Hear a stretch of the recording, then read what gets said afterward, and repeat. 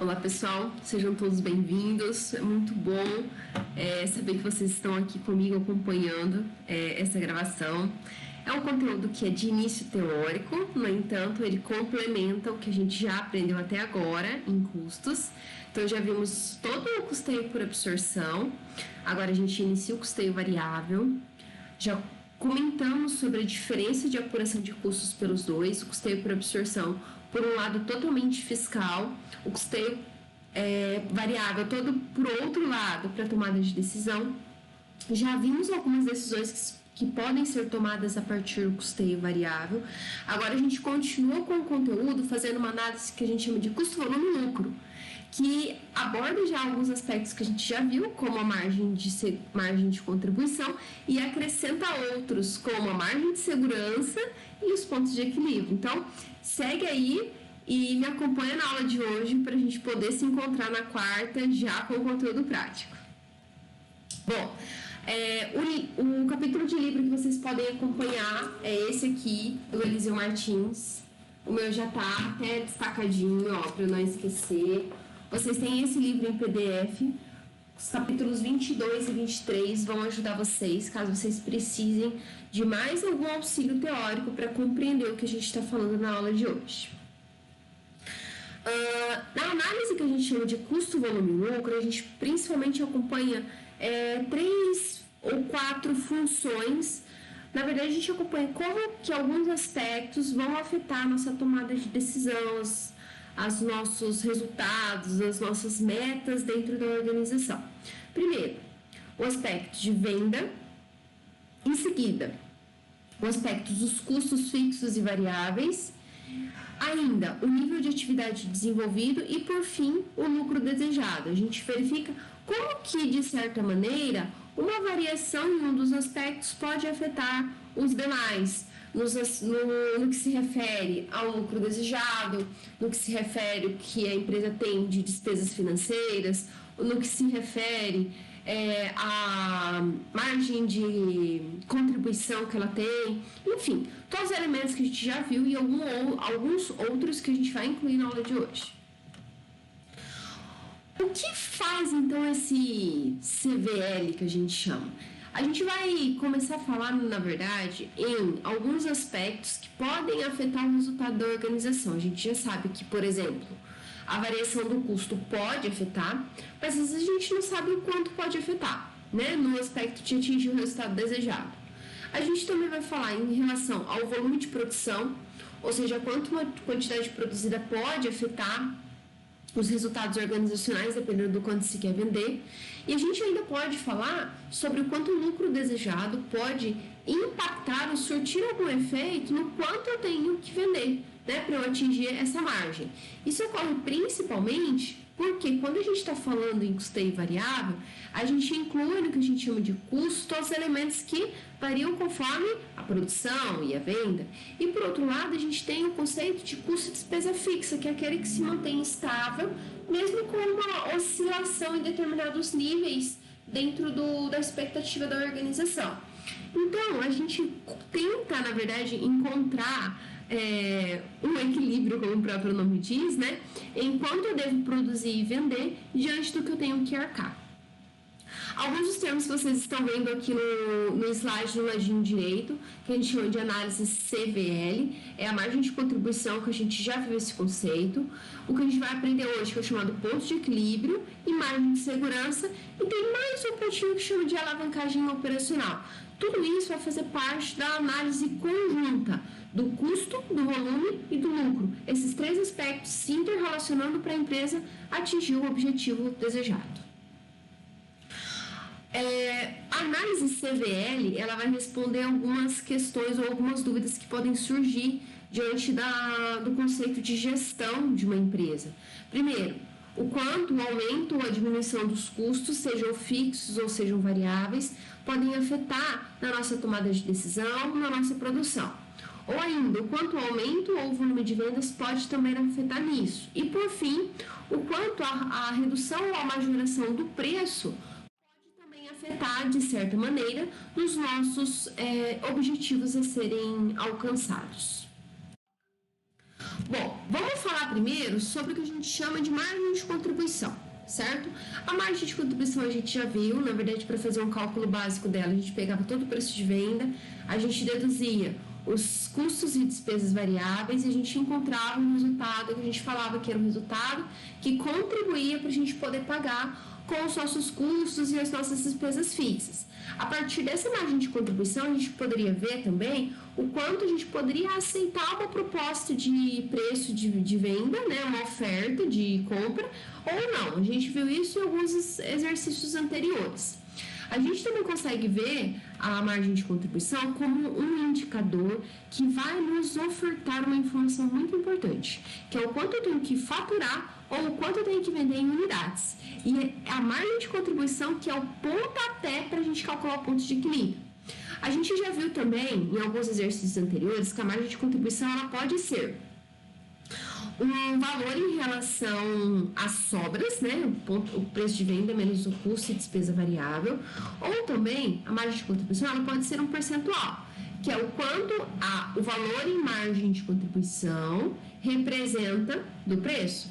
Supostamente, então, vamos pensar que a gente tem uma margem de contribuição de R$2 e um preço de venda de 10.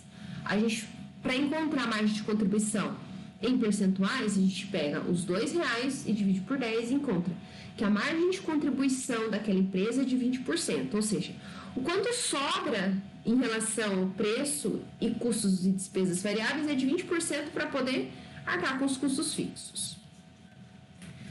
Vamos para as terminologias que vocês já sabem, só para reforçar.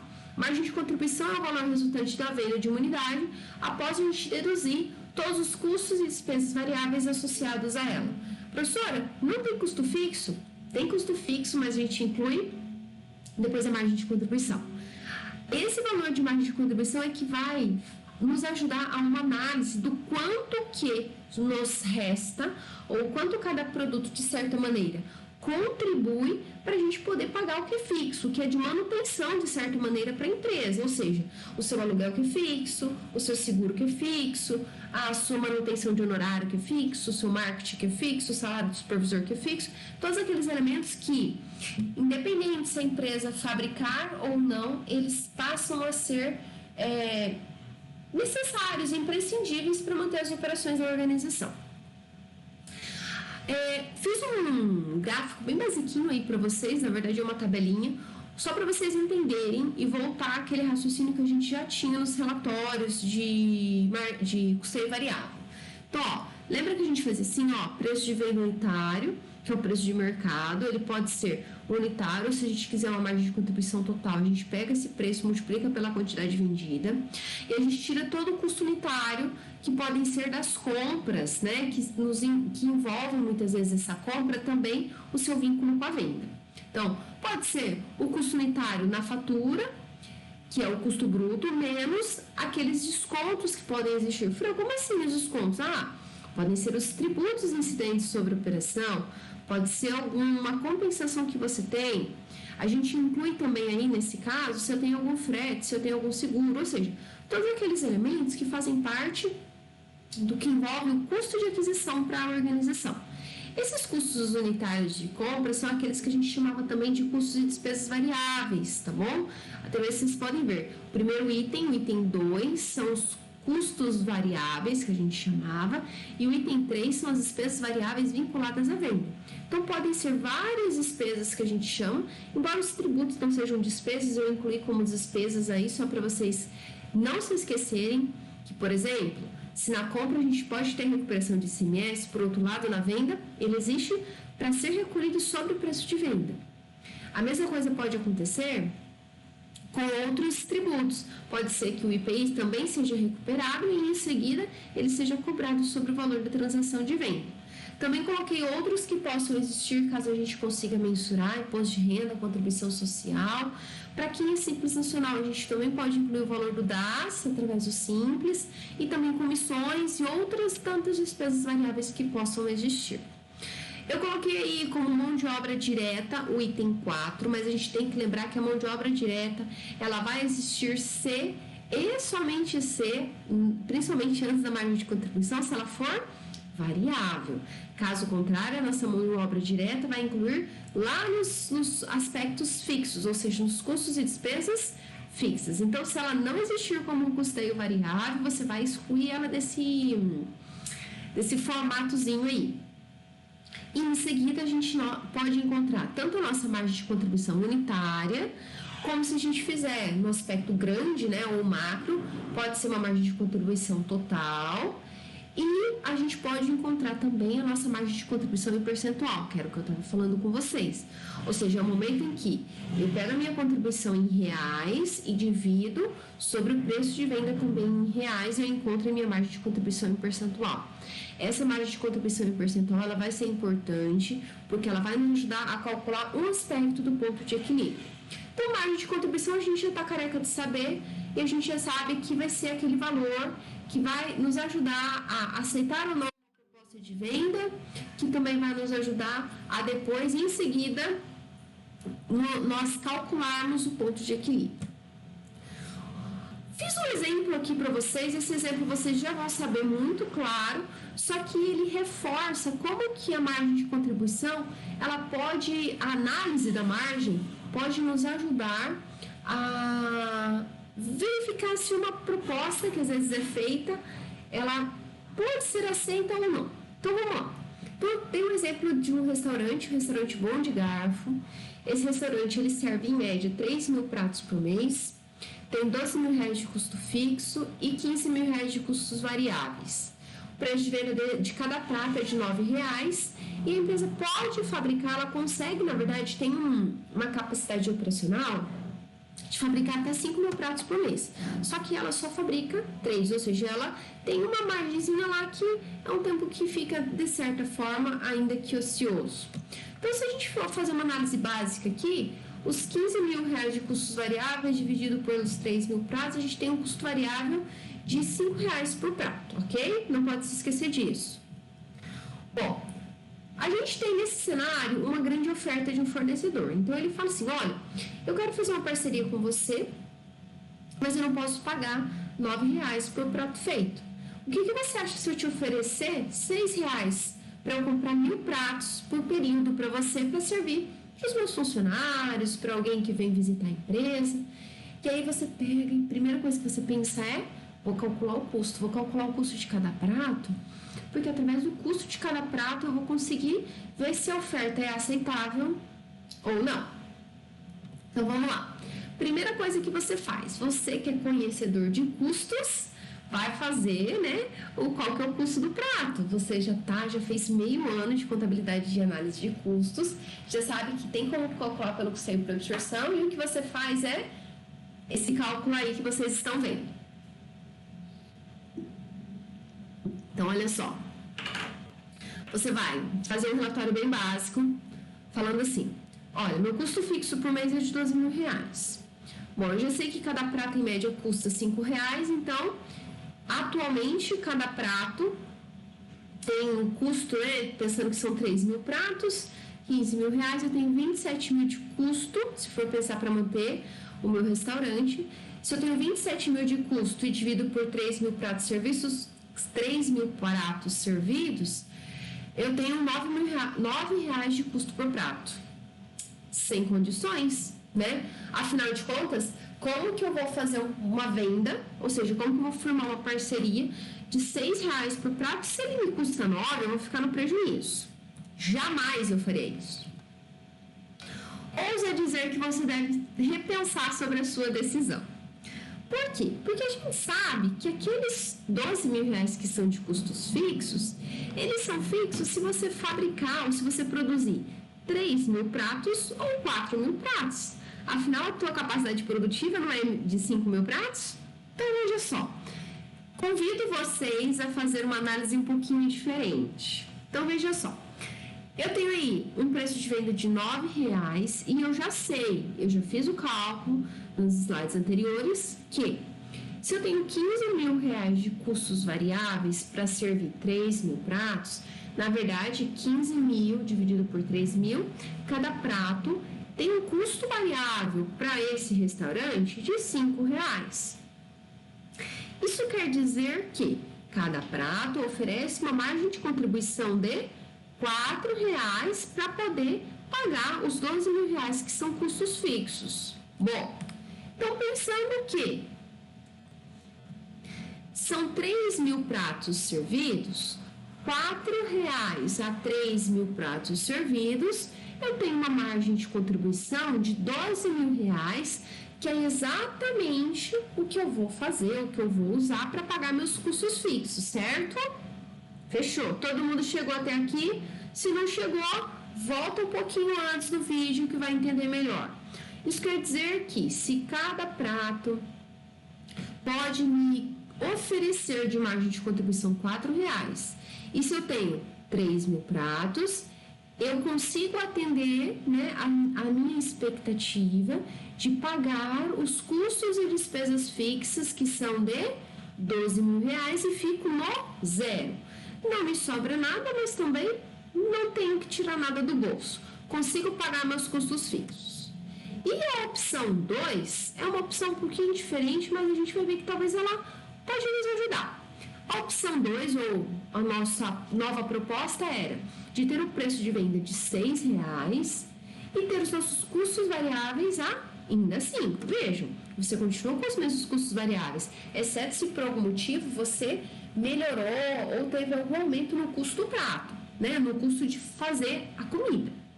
Mas tudo mantendo mais estável, você vai permanecer com o seu custo variável, que ele só vai aumentar se você produzir mais, ou vai diminuir se você produzir menos. Ora, então se você vende a R$ 6,00 e tem um custo variável de 5, cada prato que você ainda vai oferecer vai te dar uma margem de contribuição de R$ 1,00. E pensa só, isso, se você aceitar a proposta de 1.000 pratos, quer dizer que a tua margem de contribuição vai aumentar em R$ 1.000. E olha só que legal. Se você tem, então, a junção do atual cenário com a nova proposta, isso vai te oferecer uma margem de contribuição de R$ 13.000, ou seja, são vendas de 3.000 pratos a R$ 9,00, outras vendas de 1.000 pratos a R$ 1.000 e os custos variáveis equivalentes aos 4.000 pratos, nos restando uma margem de contribuição de 13.000 contra os 12.000 fixos. E ainda olha só que te sobra um negócio tão legal que a gente chama de margem de segurança. Ou seja, margem de segurança vai ser, de certa maneira, algo que nos mostra que se você vender um determinado número de unidades ou fazer um determinado faturamento, pagar os custos e despesas fixas, o que nos resta, ou seja, a gordurinha que eu gosto de chamar, né? A gordurinha é a nossa margem de segurança. E claro, gente, vamos repensar um pouquinho? Aceita a proposta, fecha a parceria, que isso pode ser muito bom para a empresa. Percebam, você além de pagar os seus 12.000 de custos e despesas fixas, agora você vai ter uma gordurinha, uma sobrinha para você poder aplicar em novos investimentos ou simplesmente ter uma sobra, né, ou uma margem de segurança para possíveis oscilações futuras de mercado. Olha só, fiz um gráfico aí para vocês. Então, os gastos fixos totais são de 12.000, independente se você fabrica 3.000 unidades ou 4.000 unidades. Em seguida, vocês têm os gastos variáveis, que obviamente eles variam de acordo com o que você fabrica e com o que você vende. Então, sim, se você fabricar 3.000 pratos ou oferecer 3.000 pratos, você tem custos variáveis de R$ 15.000. Se você oferecer os 4.000 pratos, você oferece mais pratos e esses custos aumentam em R$ 5.000, que agora são R$ 20.000. No entanto, você fatura muito mais também. E aí o que a gente tem é um aumento significativo de R$ 1.000 na sua margem de contribuição. E lógico, né? Lógico que eu falo para vocês, aceitem a proposta e abracem a causa da margem de contribuição, abracem a causa do custeio variável, porque ele vai ser útil para nós. Mas afinal de contas, professora, você falou que eu tenho que ficar fazendo toda vez isso? Mais ou menos. Na verdade, o que eu sugiro para você, adota ou continua aqui na aula comigo, que eu vou te ensinar uma forma que é um pouquinho diferente e que vai te ajudar para você entender o quanto você tem que analisar ou o quanto você às vezes tem que faturar para poder fazer essa análise sem precisar ficar fazendo esses cenários, tá? É a essa análise que a gente chama de ponto de equilíbrio, que ele vai te mostrar o nível de vendas em relação ou à quantidade ou em faturamento, ou seja, o quanto você deve faturar ou quantas unidades você tem que vender para que aquela venda, menos o que é variável, possa cobrir os seus custos fixos. Esse ponto de equilíbrio que se chama nossa margem ou a nossa meta, muitas vezes, que é alcançada por uma empresa. Claro que estou falando aqui em um ponto de equilíbrio que ele é muito básico, é só para cumprir o que é fixo, mas a gente tem algumas alterações nele e que vai nos ajudar a traçar outras metas. Estabelecer metas de vendas, pensar em só desembolsos monetários, fazer tudo junto. Vem comigo. Bom, primeira coisa que a gente tem que entender é o que é o ponto de equilíbrio. O ponto de equilíbrio também é chamado de ponto de ruptura, né? Ou breaking even point, que é como vocês podem ver aqui nesse gráfico que eu tenho aqui no slide para vocês, vai ser o ponto em que, a partir daquele momento, a coisa começa a ficar boa, né? É o ponto neutro, é o café com leite. Se você for ou vender menos que esse pontinho, muito possivelmente você não vai conseguir pagar o que é fixo na tua empresa. No entanto, gente, se você passar por ele e se você vender, faturar mais do que o ponto de equilíbrio, tua empresa vai começar a alcançar um ponto de melhor sucesso. Ou vai começar a sobrar a famosa gordurinha que eu chamo, né? A receita, o lucro desejado começar a aparecer para vocês. Ou seja, se você tem um aumento, né? Ou se você quebra o teu ponto de ruptura de vendas, você passa a ter um lucro ou uma posição maior do que é esperado, você supera as suas expectativas. O contrário também acontece. Se você não atinge o ponto de equilíbrio, você passa a ter um desapontamento, né? Você não atinge o ponto esperado. Nós temos 3 pontos de equilíbrio. O primeiro é o ponto de equilíbrio contábil, o segundo é o ponto de equilíbrio econômico e o terceiro é o ponto de equilíbrio financeiro. Os 3 pontos de equilíbrio, eles nos oferecem maneiras para a empresa saber quantas unidades ela tem que vender, se caso ela trabalha com unidades ou com uma média, unidades com valores muito parecidos, e também ela consegue nos mostrar o quanto que a empresa tem que faturar em valores, ou seja, em valores monetários, em receitas, né, para poder atingir o resultado esperado. Nas 3 modalidades, vocês têm fórmulas que são um pouquinho diferentes, mas que partem do mesmo aspecto, uma comparação entre margem de contribuição e custos e despesas fixas. São esses 2 elementos só que vocês têm que saber na ponta da orelha para vocês conseguirem calcular. Presta atenção numa coisa, tá, gente? O que a gente vai fazer agora, né, nesses cálculos, é sempre, na verdade, uma receita ou um faturamento ou umas unidades que são consideradas estimadas, tá? Não é considerada a ideal. Sempre se espera que você calcule ou que o seu faturamento atinja da meta do ponto de equilíbrio para mais. Para quê? Para que você supere as suas expectativas. E os esforços da organização, muitas vezes, eles são voltados a você superar a meta que foi estimada.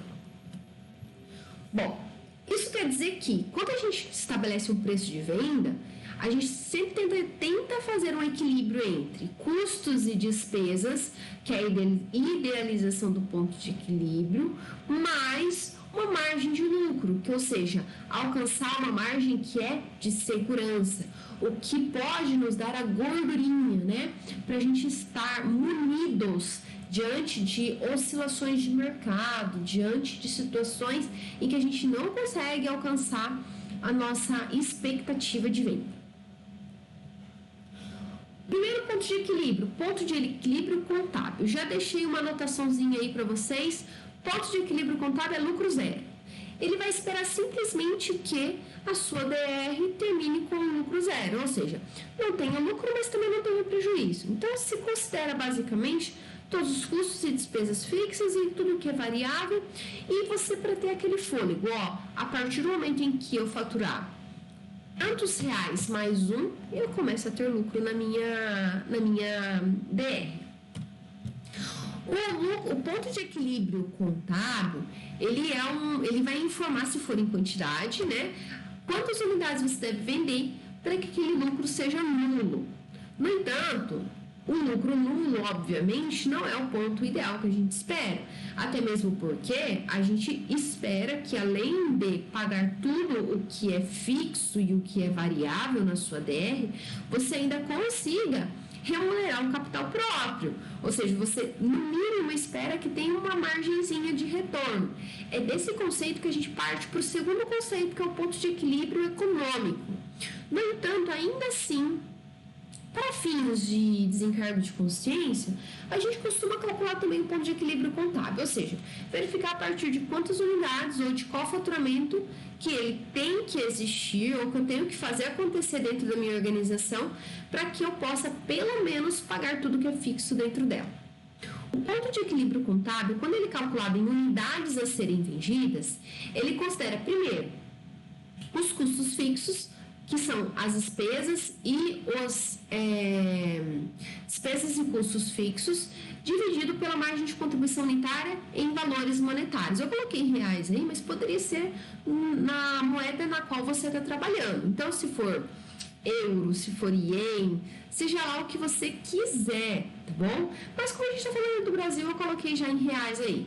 Então, nada mais é ponto de equilíbrio contábil em unidades. Você primeiro soma todos os custos e despesas fixas da organização e divide todas elas pela margem de contribuição unitária. Isso vai te dar quantas unidades você tem que vender.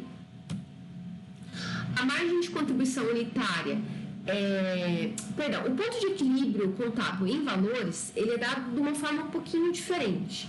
Na verdade, a gente ainda tem como base os nossos gastos fixos, no entanto, quem está sendo o denominador é a margem de contribuição em percentual. Lembrando, gente, tudo isso é por unidade, tá bom?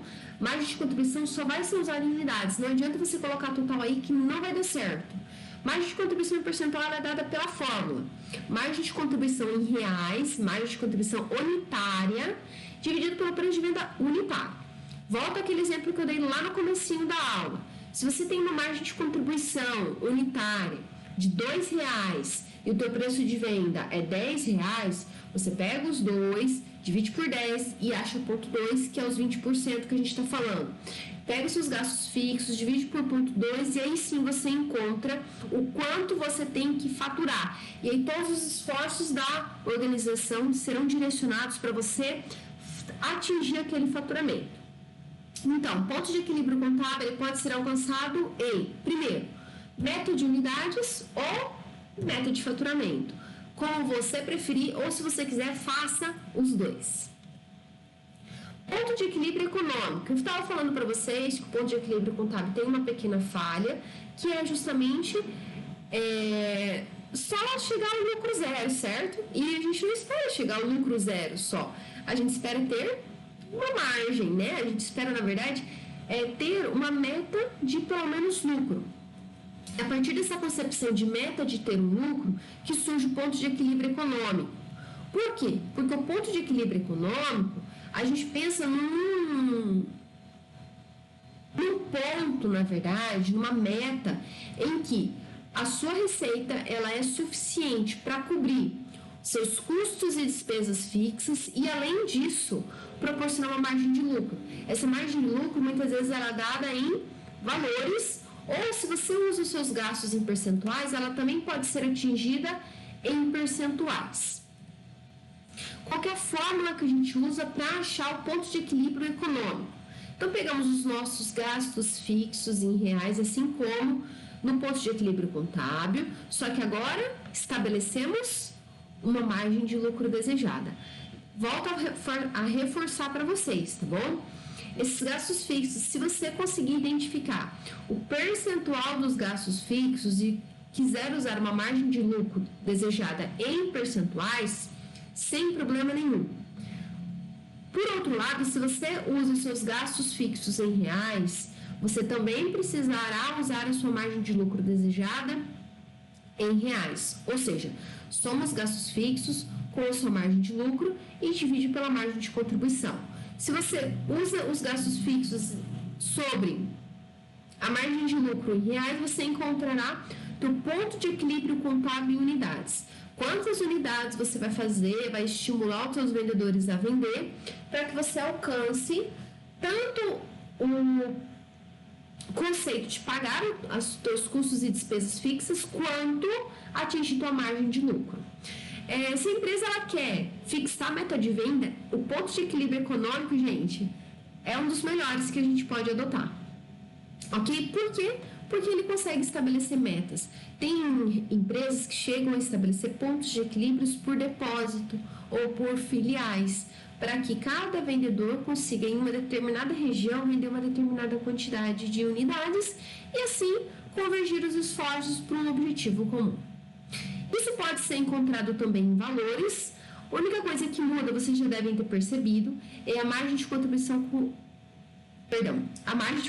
unitária, que era em reais e agora se transforma em percentuais. A lógica é a mesma. Então, se por um lado, numerador, gastos fixos com margem de lucro desejada, embaixo no denominador a gente tem a nossa margem de contribuição em percentuais. Lembrando, margem de contribuição é unitária. Gastos fixos são os gastos totais, os globais, assim como a margem de lucro, que é a margem de lucro global da organização. E chegamos ao último ponto de equilíbrio, então a gente está encerrando nossa aula. O ponto de equilíbrio financeiro, ele considera um aspecto muito peculiar, gente. Qual aspecto que é? Ele inclui alguns elementos que muitas vezes não estão na nossa DR, que eles não vão para o resultado, mas que afetam os valores financeiros da organização, na verdade afeta o fluxo de caixa. Então, como assim, professor? O que eu posso citar mais comum para vocês? O exemplo da depreciação. Todo mundo sabe o que é a depreciação. Depreciação é o reconhecimento do desgaste pelo uso de um bem, né? A minha garrafinha que eu uso todo dia, ela muito provavelmente não é a mesma garrafinha, não com as mesmas condições que eu tinha quando eu adquiri ela há 2 anos. Por quê? Porque ela sofre um desgaste. A mesma coisa acontece com o meu computador, a mesma coisa com o meu celular ou com a minha calculadora. Isso vai acontecer em toda organização que, na verdade, tem um uso e que sofre desgaste de todos os seus bens. No entanto, esse desgaste a gente sabe que não é um valor monetário, não é que está tirando dinheiro do seu caixa. É que, na verdade, aquele bem está sendo perdido valor, né? Ele está sendo desgastado efetivamente, né? Ou está sofrendo o efeito do tempo sobre ele, certo? Por outro lado, a gente sabe que também tem valores que saem do nosso fluxo de caixa e que não vão para a DR. Exemplo mais comum, quando você paga um empréstimo. Muito embora, né, às vezes os encargos financeiros passam pela sua DR, você sabe que o montante principal, ele não passa por ela, ele movimenta só o caixa, certo? Muito certo, né? Então, se vocês voltarem lá no critério de empréstimo, talvez vocês se lembrem. E o que vai acontecer?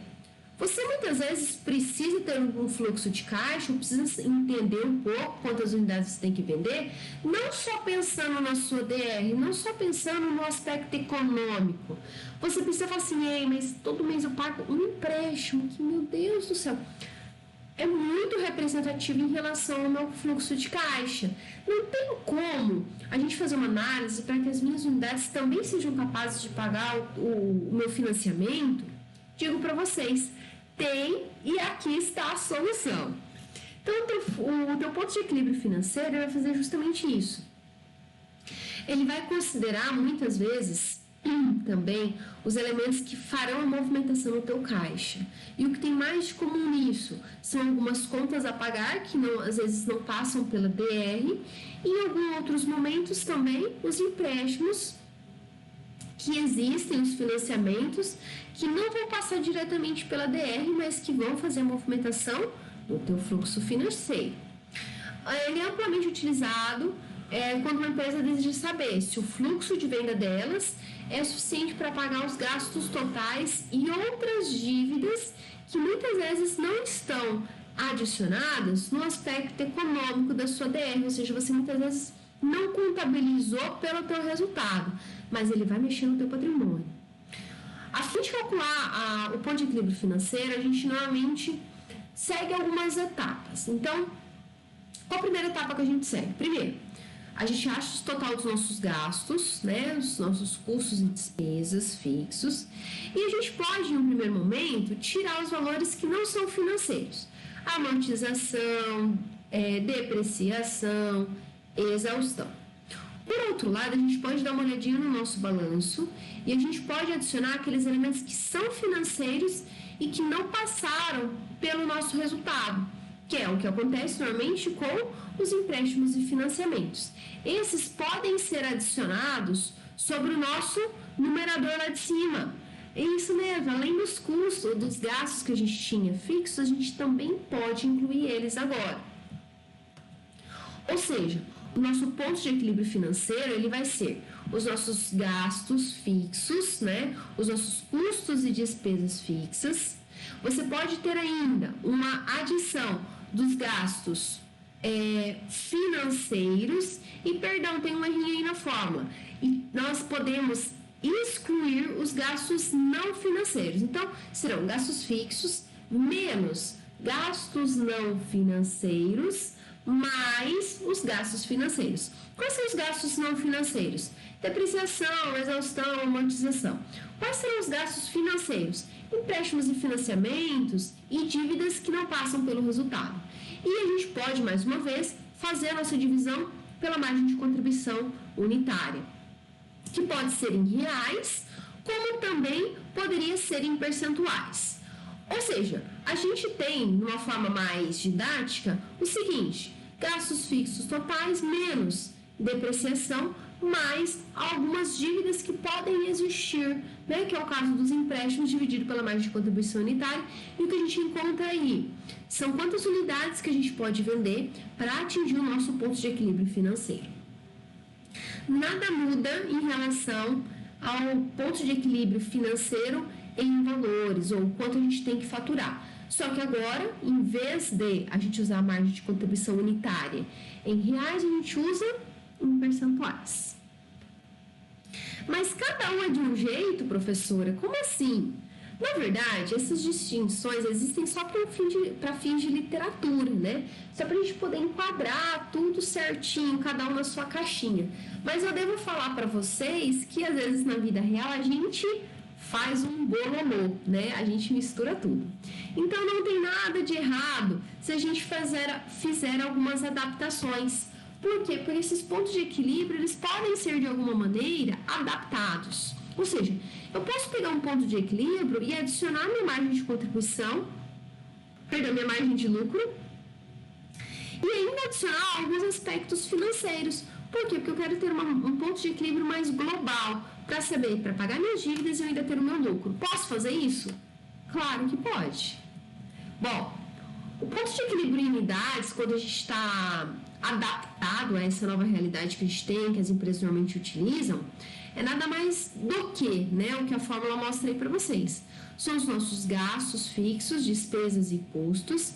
A gente pode aumentar ou diminuir os itens desembolsáveis ou não desembolsáveis, ou seja, estou falando em tirar depreciação, se você preferir tirar a amortização e adicionar os empréstimos, os financiamentos, e ainda pode incluir nisso aí, o seu lucro desejado, ou uma margem de lucro, e dividir pela margem de contribuição unitária.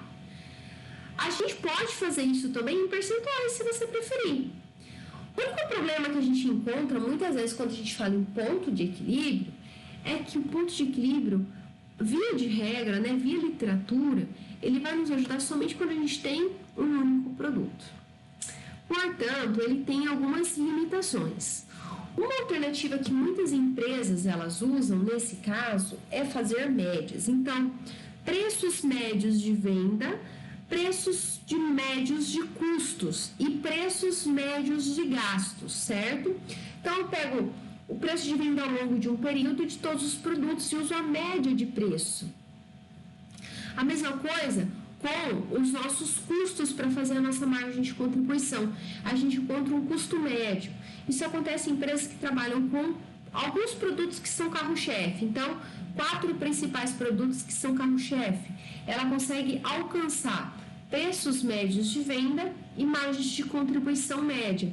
Portanto, se ela trabalha com médias, ela pode fazer uma estimativa de um ponto de equilíbrio, até mesmo para ela direcionar os seus esforços para atingir ou unidades vendidas ou um faturamento. Só para a gente fechar nossa aula, então a gente vai agora falar um pouquinho na tal da gordurinha. Por quê? Porque eu falei para vocês que os esforços todos são direcionados para a gente chegar ao nosso ponto de equilíbrio, certo? Certo. E quando a gente supera o ponto de equilíbrio, a gente fica felizão, né? Isso quer dizer que a gente, quando atinge o ponto de equilíbrio, tá dando bom. A gente alcançou o que a gente esperava. A partir do momento que você supera o teu ponto de equilíbrio, a gente começa a falar em margem de segurança, gente. Por quê? Porque a margem de segurança é quando as vendas superam as vendas que foram, então, estimadas. Olha só o gráfico que vocês têm aí do ladinho.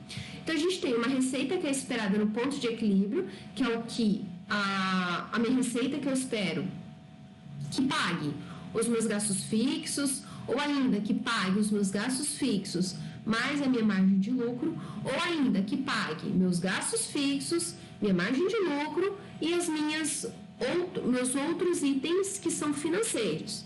Só que, cara, se você faz tudo isso e ainda supera, você dá cambalhota. Por quê? Porque você chega a uma margem de segurança, você supera aquilo que era pré-determinado. E aí você começa a ter o que eu sempre gosto de chamar de gordurinha. Você supera aquilo que era uma expectativa da empresa. Então, margem de segurança nada mais é do que quando as tuas vendas são maiores do que o teu ponto de equilíbrio, seja em faturamento, seja em unidades. A margem de equilíbrio ela pode ser expressa, então, em unidades monetárias, que são quando o teu faturamento foi superior ao estimado pelo ponto de equilíbrio, ou em volume, que é quando as tuas unidades vendidas superaram, ou seja, quando você atingiu a meta, que eu gosto de falar. Como a gente calcula nossa margem de segurança? Um aspecto bem simples, tá, gente? Se for em volume, você pega as tuas unidades vendidas menos as unidades do ponto de equilíbrio. Então, você viu quantas unidades excedentes você alcançou de margem de segurança. Se for unidades monetárias, você vai pegar o teu faturamento em reais e diminuir do teu faturamento do ponto de equilíbrio que foi pré-determinado anteriormente. Ou se for em percentuais, você vai pegar as suas vendas em quantidades reais, dividido pelas vendas estimadas do ponto de equilíbrio, divide uma pela outra, subtrai 1 e multiplica por 100 e você encontra o percentual que você tem de margem de segurança. A mesma coisa vai acontecer se forem quantidades ou em valores monetários. Por exemplo, se as vendas do ponto de equilíbrio eram de R$5.000